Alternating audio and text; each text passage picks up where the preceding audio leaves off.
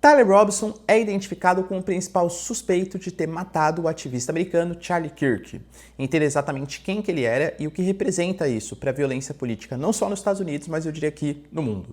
Falar também sobre a Assembleia Geral da ONU, que delibera favorável à criação do Estado palestino, às vésperas de uma importante cúpula nos Estados Unidos, que vai falar bastante sobre o tema, liderado pela Arábia Saudita e pela França, enquanto um grupo de democratas, parlamentares democratas, manifesta que o Trump está fazendo algo criminoso, já que prejudica empresas e famílias americanas, punindo o Brasil em nome de um golpista brasileiro. Falar também, galera, sobre a Rússia, que pede para que os países da OTAN, principalmente a Polônia, não caiam na provocação da Ucrânia, que está querendo arrastar todos os países para o conflito, mas, ao mesmo tempo, a OTAN não cai muito nesse papo, vamos colocar assim, vai da Rússia, e cria a operação chamada Sentinela Oriental, que reforça muito do ponto de vista militar as fronteiras polonesas e dos Bálticos contra os russos. Como eu falo para vocês, a tensão entre Rússia e OTAN está aumentando.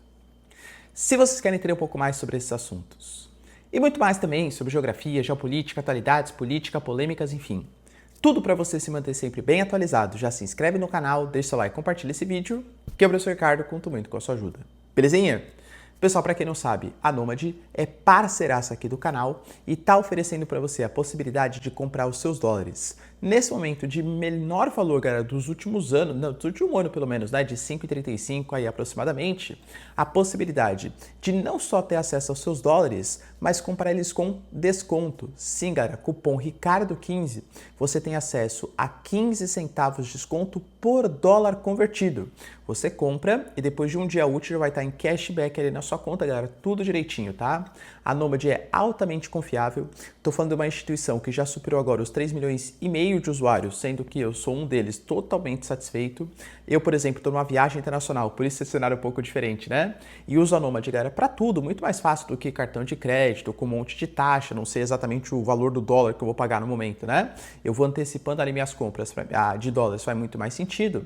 Além do que a Nomad, ela te dá a possibilidade de uma série de benefícios, inclusos no aplicativo, como, por exemplo, acesso ao cartão Nomad Explore, que é o cartão de crédito que eu uso no Brasil mesmo, tá? Para fazer compras do cartão de, sei lá, alimentação, gasolina, enfim, né? Qualquer tipo de pagamento aí, eu faço com o cartão Nomad Explore, porque me dá cashback dolarizado, o que é sensacional, vou montando minhas posições, e além de tudo, pontos que não expiram, entre outros benefícios, como, por exemplo, acesso ao Nomad Lounge, que é a sala VIP da Nomad para suas viagens internacionais.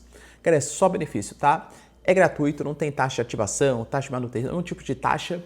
Tenho certeza que você vai curtir bastante. Então, link na descrição ou QR Code na tela aqui para vocês e tem acesso à Nomad, que é a maior e melhor conta internacional do Brasil. Tamo junto? Então, bora lá pro vídeo, pessoal. Seguinte, como eu trouxe para vocês na introdução, o principal suspeito de ter assassinado Charlie Kirk, ele foi capturado pelas forças americanas. Estou falando para vocês do Tyler Robson, que é um jovem de 22 anos. Ele vem de uma família conservadora nos Estados Unidos, bastante religiosa. Ele se dizia ali, né, um defensor ali das armas, compartilhava até alguns tipos de informações. Nas suas redes sociais não tinha muita coisa sobre política, aliás, ele não era afiliado a nenhum tipo de partido político. Mas ele gostava bastante de falar sobre armas, também sobre suas viagens com a sua família. Ou seja, aparentemente não era um cara que era tão fissurado em política, pelo menos não até os últimos anos. Os seus amigos, por exemplo, compartilharam aqui no Discord, que era aplicativo de troca de mensagens, áudios ali, né? Que eles se comunicavam bastante. Ele já vinha tendo uma postura mais agressiva contra o posicionamento de Charlie Kirk e teria falado que ia comprar um fuzil, teria relatado a amigos ali o crime, tanto que aparentemente foram os amigos que compartilharam com a família e a família, quando ficou sabendo, acabou conversando, né, com o suspeito e ele acabou se entregando quase de maneira voluntária, lembrando que o pai dele tem fortes relações com as forças policiais do estado. Pois bem, galera, nas inscrições dos seus cartuchos foram identificados músicas como, por exemplo, Bella Ciao, que para quem não sabe, né, Bella Ciao, ela foi uma música ali utilizada, por exemplo, na Itália para resistência antifascista de Benito Mussolini. A Bella Ciao sempre é utilizada contra governos de direita, vamos colocar assim, ou representantes de direita. Foi utilizada contra o Maurício Macri, foi utilizada contra o Recep Erdogan, foi utilizado, por exemplo, em Hong Kong contra o governo chinês nas manifestações por menor interferência do Estado nas eleições ali de Hong Kong. Então, geralmente, quando você quer se manifestar contra um governo que é acusado de ser fascista, enfim, né, de ser um grupo de extrema-direita. Então, claro que tudo dá indício que ou foi um crime que foi motivado por questões políticas. Inclusive tinha inscrições como, se você estiver lendo isso, você é gay, coisas como Antifa, enfim, né? Claro que o cara quando faz isso não está muito bem mentalmente, então é meio confuso você entender o que está acontecendo, mas aparentemente é uma motivação política. Como a gente vem percebendo, galera, os casos, né, de violência política, eles aumentam bastante nos últimos anos. A gente teve até a mídia ocidental fazendo um gráfico do levantamento ali, né, de casos que foram violência política da direita, de grupos islâmicos, da esquerda. Claro, galera, que esse gráfico talvez não seja totalmente fidedigno, porque, primeiro, que ele não leva em consideração a intensidade do que aconteceu. Então, por exemplo, um cara jogou uma bolinha de papel, isso é violência política? O cara matou alguém, são violências políticas, claro que totalmente diferentes, né? Então não mede exatamente o grau da intensidade, e a gente percebe que existe uma mudança de rota mesmo, nos casos de violência política que existem no mundo. Independente dessas questões, galera, é fato que o Trump, ele pediu para que como o Utah, né, tem realmente uma pena de morte, para que ele seja identificado como um criminoso que merece esse tipo de pena. E a sua esposa, pela primeira vez se pronunciou, a esposa do Charlie Kirk, colocando que os criminosos vão pagar pelo que eles fizeram e colocou que o Charlie Kirk, vivo, representava uma figura importante para os Estados Unidos. Ele morto representa ainda mais, porque ele vira um mártir e o seu pensamento, que segundo a sua esposa era de liberdade de expressão, troca de ideias, etc., vai continuar sendo propagado aí pelo mundo. E aí, galera, você acha que a violência política tende a aumentar nos Estados Unidos? Eu, particularmente, compartilho que sim, e lembrando que essas ideias, geralmente quando acontecem nos Estados Unidos, são importadas para o Brasil e para a América Latina. Estamos em um momento, por exemplo, de Bolsonaro preso, eleições muito polarizadas, ano que vem tem processo eleitoral. E aí, galera, acha que isso pode dar algum tipo de problema com violência no Brasil? Deixa aí nos comentários. Além disso, galera, tivemos também uma Assembleia da ONU, que deliberou por 142 votos contra 10 a favor da criação do Estado palestino, porém excluindo o Hamas. O que, aliás, é bem importante para a luta daqueles países, como França, como Reino Unido, por exemplo, que são países que são favoráveis à criação do Estado palestino, mas que são acusados pelo Benjamin Netanyahu de estarem apoiando o Hamas, que, aliás, é o que o Benjamin Netanyahu fez de novo. Ele alega, por exemplo, que essa resolução é uma vergonha e que não favorece o processo de paz, e que, aliás, parabeniza o Hamas ou reforça o Hamas pela sua atitude no dia 7 de outubro. Eu, particularmente, concordo mais com a postura dos países da Assembleia Geral da ONU, porque o que eles colocaram foi exatamente isso, né? Não, olha, a gente é a favor da criação do Estado palestino, só que estamos excluindo o Hamas. O Hamas não deve participar das negociações, o Hamas deve abrir mão da sua luta armada e do controle político da faixa de Gaza, até como uma forma de enfraquecer a narrativa de Israel. Novamente, que quem é a favor do Estado palestino é porque defende o Hamas ou o que aconteceu no dia 7 de outubro. Além disso, galera, vai lembrar que apesar dessa proposta, né, vamos colocar assim, da Assembleia Geral da ONU. Isso não quer dizer muita coisa, porque a Assembleia Geral da ONU não tem caráter deliberativo e sim caráter consultivo, mas simbolicamente é importante. E lembrando que agora, em outubro, vai acontecer uma cúpula em Nova York, mas que vai ser sediada, vai ser presidida, aliás, pela Arábia Saudita e por Paris, né, ou seja, pela França. E aí, simbolicamente falando, vai ser ainda mais representativo, porque vai ser quando a França, segundo Emmanuel Macron, vai utilizar sua força política para reconhecer a existência de um Estado palestino e vários outros países podem ir na esteira. Claro que isso desagrada muito Israel. Lembrando, né, que vai ser uma cúpula, no mínimo, problemática, porque Israel está fazendo uma ofensiva na cidade de Gaza. E Israel falou ontem mesmo, né, o Benjamin Netanyahu, que não existe chance de ter a criação do Estado palestino nem agora, nem no futuro.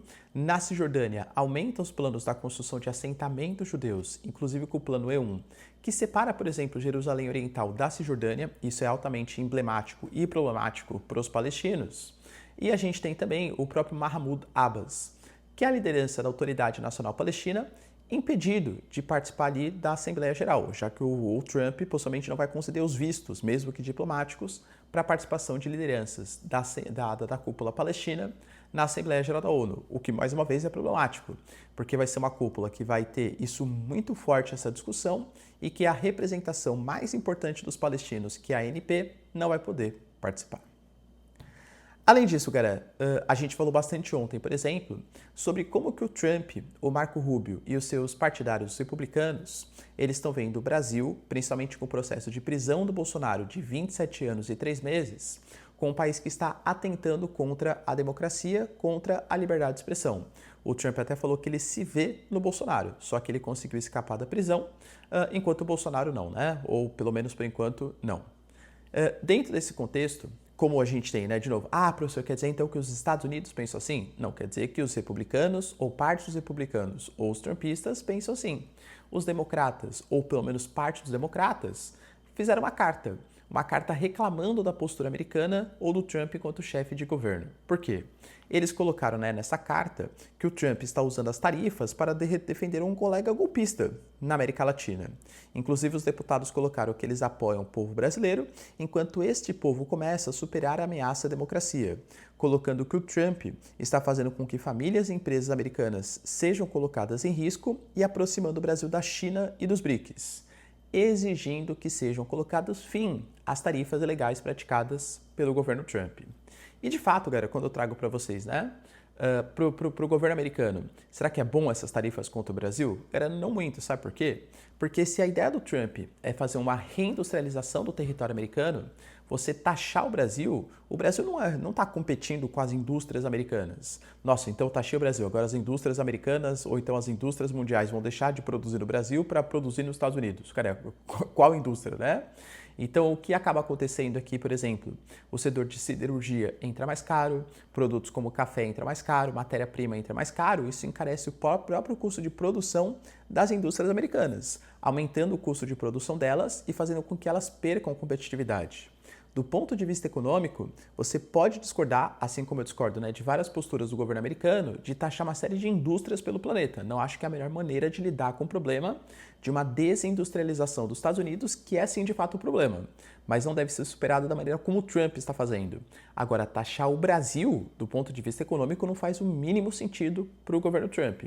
Claro, professor, mas ele está lutando pelo seu aliado político. Questões políticas, aí ok, né? É o pensamento do Trump. Mas do ponto de vista econômico não faz o mínimo sentido. E é isso que os democratas estão reclamando. O próprio New York Times, por exemplo, colocou um editorial, uma pesquisa de opinião, aliás, pesquisa não, né, mas uma expressão de opinião, colocando que o Brasil fez é o que o Trump, ou o que os Estados Unidos não conseguiram fazer com o Trump, que tanto ameaçava a democracia do país. E aí, pessoal, você concorda mais com a postura dos republicanos ou democratas? Lembrando que hoje, sexta-feira, enquanto eu gravo para vocês, muito possivelmente serão anunciadas mais medidas contra o Brasil, justamente pela prisão, pelo menos por enquanto, claro, né, do Bolsonaro. Professor, quer dizer então que os americanos vão aplicar sanções? Muito possivelmente sim. Aliás, sanções ontem já foram aplicadas contra empresas que apoiam a Rússia.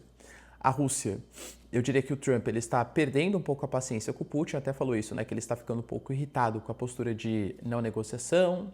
Ele fala assim, olha, os drones na Polônia podem ter sido erro, mas pode ter sido que não. Também não admite que foi um ataque deliberado da Rússia contra a Polônia, mas anunciou algumas sanções. Ele sancionou, por exemplo, empresas que fornecem equipamentos para a produção de armas, principalmente drones, sendo 23 empresas chinesas, 3 empresas turcas e uma empresa indiana. Ou seja, comprando mais uma briga com Turquia e Índia, países importantes que estão se aproximando dos BRICS, e claro com a China, que aí a gente já sabe que a guerra comercial é num caráter bem maior. Tá? Professor, e essa questão da Polônia, será que existe alguma chance de guerra aí? Pois bem, se a gente pega, por exemplo, as declarações que a Rússia deu ontem também na ONU, porque a ONU ela foi utilizada, além da questão do Estado palestino, ela foi utilizada a discussão do que fazer em relação ao problema dos drones. A gente fala aí de mais de 20 drones, sendo que 19, segundo a Polônia, de fato atingiram o território polonês. A Rússia, ela tentou deixar muito claro que o que está acontecendo agora é que a Ucrânia está querendo expandir o conflito geograficamente sem refletir exatamente quais as consequências dessa escalada. Ou seja, alegando que ela está instrumentalizando um ataque que aconteceu feito não exatamente pela Rússia, talvez até um ataque de bandeira falsa, para trazer a Polônia, os países bálticos, a OTAN como um todo para o conflito. O próprio líder da Rússia na Assembleia Geral da ONU falou que realmente o incidente está sendo instrumentalizado para arrastar a OTAN para a guerra. Inclusive, a Rússia se propôs a abrir um diálogo com a Polônia e com os países bálticos. Um diálogo de maneira técnica, em que os ministros da defesa de cada um dos países vão apresentar suas provas para discutir se foi a Rússia, ela foi uma responsável por atacar deliberadamente, ou se foi um acidente, ou até mesmo algum tipo de ataque de bandeira falsa.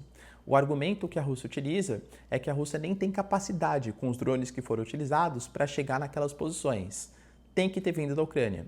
O argumento que a Polônia utiliza é que talvez a Rússia não tenha mesmo ela disparada, mas que os drones vieram de Belarus, que aí sim a capacidade poderia ter sido atingida. Enfim, galera, a tensão está tão grande que a OTAN anunciou, a partir do Mark Rutte, uma nova operação, uma operação chamada de Sentinela Oriental, mais ou menos similar ao projeto que tinha sido anunciado pela OTAN em um passado recente, chamado de Sentinela do Báltico. O que é isso, né? Como se fosse uma espécie de espionagem, averiguação, proteção.